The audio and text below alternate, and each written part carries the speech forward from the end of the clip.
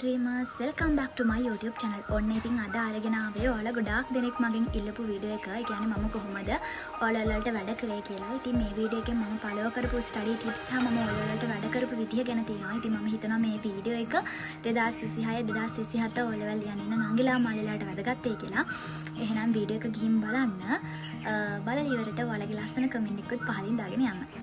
ඉස්සලා මගෙන් අහලා තියෙන ප්‍රශ්නේ තමයි මම පාඩම් කරපු ටයිම් එක. ඉතින් මම ගොඩක් වෙලාවට උදේට නැගිටලා තමයි පාඩම් කරේ. ඒ කියන්නේ ඉස්කෝලේ යන දවස්වලට 3:00ට නැගිටිනවා.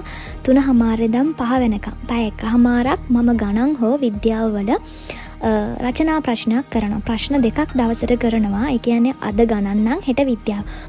ඔය වගේ දවසක් උදේට පැය එකමාරක් වැඩ කරලා මම ඉස්කෝලේ ගියා. ඊට පස්සේ ආෆ්ටර් ස්කූල් වැඩ කරපු විදිය අහලා තිබුණා. ගොඩක් වෙලාවට අපිට අන්තිම මාස 4 වගේ ක්ලාස් දැම්මා. එතකොට මම ගෙදර එද්දී 6 විතර වුණා. ඊට පස්සේ ටිකක් රෙස්ට් එකේ ඉඳලා ඉස්කෝලේ ක්ලාස් තියෙන දවසට 7ට වැඩ පටන් ගත්තා. 7 ඉඳන් 8:00 වෙනකම් පැය එකමාරක් වැඩ කරා. එකලා ආය 9 ඉඳලා 10:00 වෙනකම් පැය එකමාරක් වැඩ කරා. ඒ ටයිම් එක ඇතුළත ඔය හිස්ටරි වගේ මේ කටපාඩම් කරන්න තියෙන සබ්ජෙක්ට් සිංහල වගේ දේවල් තමයි ඒ වෙලාවට පාඩම් කරේ.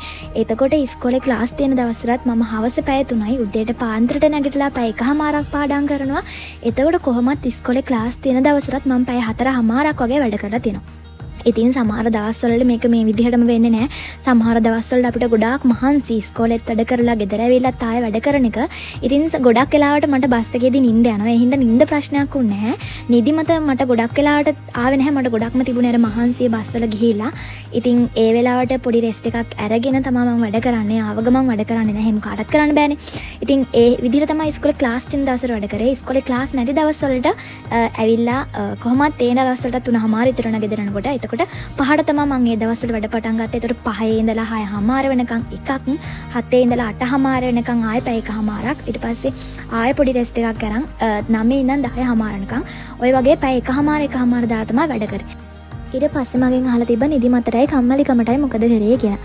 ඔයා අනිවාර්යයෙන්ම දවසට පැය 5ක් හෝ 6ක් අනිවාර්යෙන් නිදා ගන්න. ඉතින් අර දවසට පැය 2-3ක් නිදාගෙන නිදි මරලා මේක කරන්න දෙයක් නෑ. මොකද අපි දුෂ්කර ක්‍රියා කරනවා නෙමෙයිනේ. ඉතින් අපේ නිින්ද අත්‍යවශ්‍යයි. අපි හරියට පැය 5ක් 6ක් නිදාගත්තේ නැත්නම් අනිවාර්යයෙන්ම අපි පාඩම් කරන දේවල් ඒවා මතක හිටින්නේ නැහැ. ඒ නිසා නිදිමත එන වෙලාවට කම්මැලි හිතෙන වෙලාවට අනිවාර්යෙන් වතුර බොන්න. රැට පාඩම් කරනකොට ගණන් හදන්න නිදිමත එනවා නම් මට නම් එහෙම එකක් තිබුණේ නෑ. මම ගොඩක් වෙලාවට ගණන් හැදුවේ පාන්දරනේ. ඉතින් රැට මම පාඩම් කරේ අර වගේ සබ්ජෙක්ට්, ඒ කියන්නේ සිංහලයේ හිස්ටරි වගේ. ඔයාට නිදිමතක් එහෙම එනකොට ඔයා ගණනක් හදන්න, වතුර ටිකක් බොන්න, ෆ්‍රෙෂ් වෙන්න. ඉතින් ගොඩක් නිදි මරන්න එපා. නිදි මැරුවොත් තමයි නිදිමත එන්නේ. අර හිතට ලොකු ස්ට්‍රෙස් එකක් දැනෙනකොට, බයක් දැනෙනකොට නිදිමත එනවා. ඉතින් නිදි මරන්න එපා කියලා තමයි මම ඔයාලට කියන්නේ. අනිවාර්යෙන්ම පැය 5ක් 6ක්වත් නිදා ගන්න. ඊට පස්සේ අහලා තිබුණේ ඩේලි හැමදාම ස්කූල් ගියාද කියලා. මම නම් සතියේ දවස් 3ක්වත් අනිවාර්යෙන් ඉස්කෝලේ යනවා. ඒ කියන්නේ අපිට ඉස්කෝලවල අන්තිම මාස 4 ක්ලාසස් දැම්මා, පේපර්ස් කරා. ඔය වගේ දේවල් කරනකොට ඉස්කෝලේ නොගිහින් බෑනේ අපිට ඒ දේවල් මිස් වෙනවා. ඒ නිසා මම අන්තිම මාස 4 සතියේ දවස් 3ක් වගේ ඉස්කෝලේ ගියා. දවස් 2ක් වගේ ගෙදර ඉඳලා වැඩ ටික බැලන්ස් කරගත්තා. ඉතින් මං ඔයාලට කියන්නේ ඔයාලා ඉස්කෝලේ යන්න. හැමදාම ඉස්කෝලේ නොගින් ඉන්නත් එපා. එතකොට අපිට ඉස්කෝලේදී කරන දේවලුත් මගේ හැරෙනවනේ. සතියේ එක දවසක් වගේ ඉස්කෝලේ නොගිහින් වැඩ ටික කරගත්තොත් ඒක පාඩුවක් වෙන එකක් නෑ. ඊට පස්සේ මගෙන් අහලා තිබුණේ සබ්ජෙක්ට් 9 බැලන්ස් කරගත්ත විදිය. ගොඩක්ම මම මැත්ස්, සයන්ස්, ඉංග්‍රීසි, සිංහල, හිස්ටරි වගේ මේන් සබ්ජෙක්ට් වලට වැඩි අවධානයක් දුන්නා. වැඩි පැය ගාණක් මහන්සි වෙලා වැඩ කරා. මැත්ස් වල නම් හැම වෙලේම කරේ ගණන් හදන එක. සයන්ස් වලත් පේපර්ස් කරා. ගොඩක්ම පේපර්ස් වලින් තමයි සයන්ස් වල අල්ල ගන්න පුළුවන් වෙන්නේ.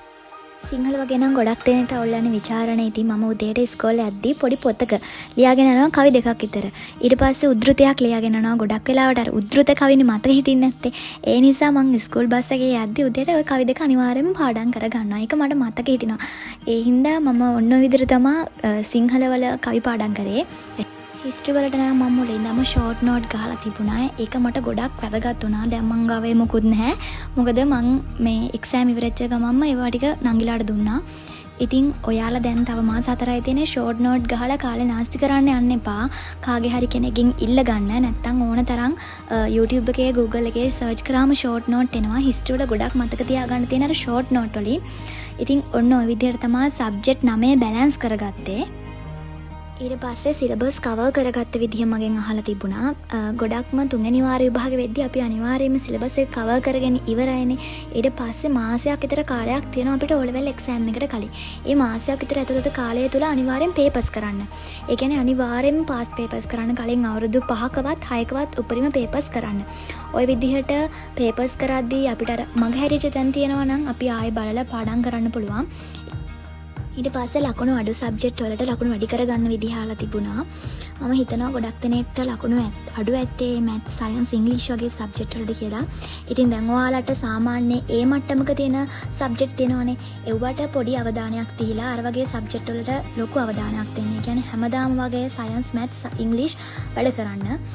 ඉතින් හරි එහෙනම් දැන් මම ඔයාලත් එක්ක මම හදපු ස්ටඩි ප්ලෑනර්ස් ටික ෂෙයා කරගන්නම්.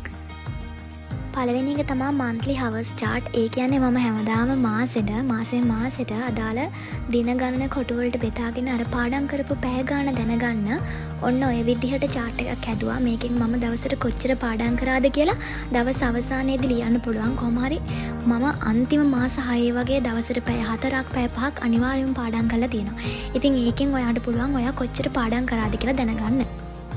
දෙවෙනි එක weekly or monthly time table. ඒ කියන්නේ මම සතියකට හෝ මාසයකට සැරයක් time table හැදුවා. මට classes තියෙන දවස් දාලා ඔය විදිහට time table එකක් මට පුළුවන් විදිහට හදාගත්තා. මම හිතනවා ඔය time table එක නම් මට ගොඩාක් වැදගත් වුණා අන්තිම මාස 4දී කරන්න. ඉතින් ඔය තියන්නේ මම හදාගත්ත time tables ටිකක් ඔයාලත් පුළුවන් නම් idea එකක් අරගන්න. ඊට පස්සේ කොරියන් ස්ටඩි ප්ලෑන් එකයි to do list එකයි මම හැමදාම උදේට නැගිටලා to do list එකක් ලියාගත්තා. අද දවසේ කරන්න ඕන වැඩ ටික. ඉතින් ඔයාලත් අනිවාර්යෙන් මේ දේ කරන්න. මොකද එතකොට අපි අන්තිමේදී දවස් අවසානයේදී කරපු වැඩ ටික බලා ගන්න පුළුවන් නේ. ඉතින් ඔය විදිහට කරපු වැඩ ටික to do list එක ලියාගෙන කොරියන් ස්ටඩි ප්ලෑන් එකට තමයි මම වැඩ කරේ. මේක නම් ස්ලීපින් ට්‍රැකර් එකක්. ඒ කියන්නේ උදේට නැගිටින වෙලාවයි රැට නිදා ගන්න වෙලාවයි ලියා ගන්න තමයි මම ඕක හදාගත්තේ.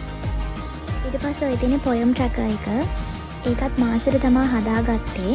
මම දවසට කවියක් පාඩම් කරා නම් ඔය වගේ ඒ දවසේ ඉස්සරහින් ටික් එකක් දාගත්තා. ඒ විදිහට මම කවි පාඩම් කරපු විදිහ බලා ගන්න පුළුවන් වුණා.